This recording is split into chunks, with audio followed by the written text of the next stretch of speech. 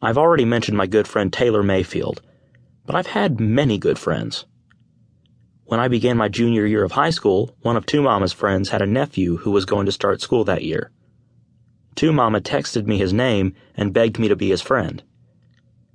That's not the best text to get on the first day of school. Nobody wants to be forced to make a friend, right? Friendships have to happen naturally. Well, the minute I met Peyton, I knew we were destined to be friends. He's funny, full of life, and loves God. Boy, was I happy that worked out. My grandmother also got me to make another friend. Josh was from Australia, and he was in the States on a gap year between high school and college. He came to live at Two Mama's house and spend a few months working at our Christian school. He's older than Peyton and me, so when I first met him, I didn't know he would end up being one of my best friends. But it didn't take long for the three of us to connect. Even though Josh is back in Australia and Peyton and I are headed to different colleges, I know we'll always be friends. Josh was only around for a few months, but those months will go down in history as some of my most fun memories. According to Two Mama, they were months of great danger, but I can only remember one crazy incident, which involved fireworks and an ice chest. You can probably still find that one on YouTube. I have much safer memories too, ones that have lots of late-night talks around the fire, laughing, a few movies, and always eating. I hope you have some great friends in your life. Friends who have your best interests in mind. Friends who can help you get to heaven. Friends who listen to your dreams and are honest with you. Friends are the glue that holds our lives together through tough times. If you've never read about David and Jonathan's friendship, turn to 1 Samuel 18 and go read it. It shows what a true friendship is like. Both of these men were strong and had opportunities to advance their circumstances. Jonathan was a prince, and David had been anointed the next king of Israel. Their friendship could have easily ended in rivalry, jealousy, or a desire for more power, but it didn't. Their friendship grew through a mutual love and respect for each other. They had a connection that I hope you're able to find. 3 key ingredients. Throughout my life, and especially this past year, I've had the privilege of meeting a lot of successful people.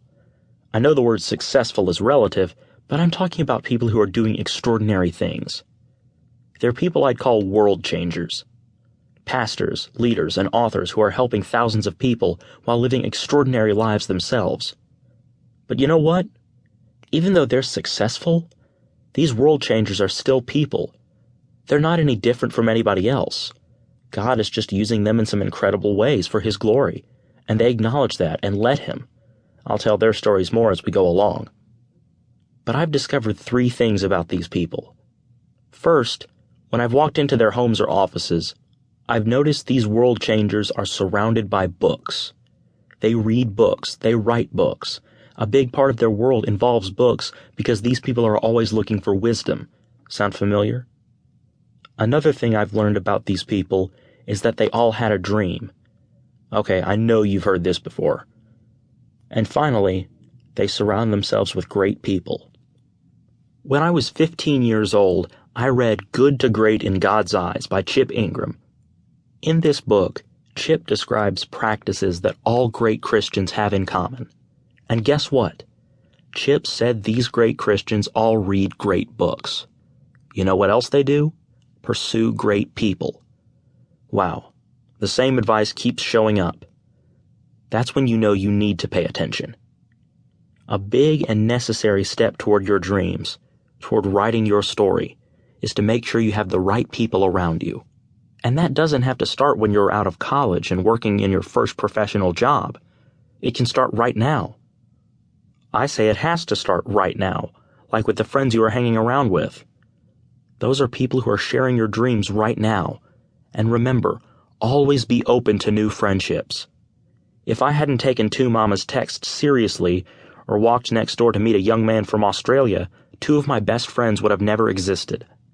Keep your eyes and ears open to where God is leading you. He may be building your friendship team.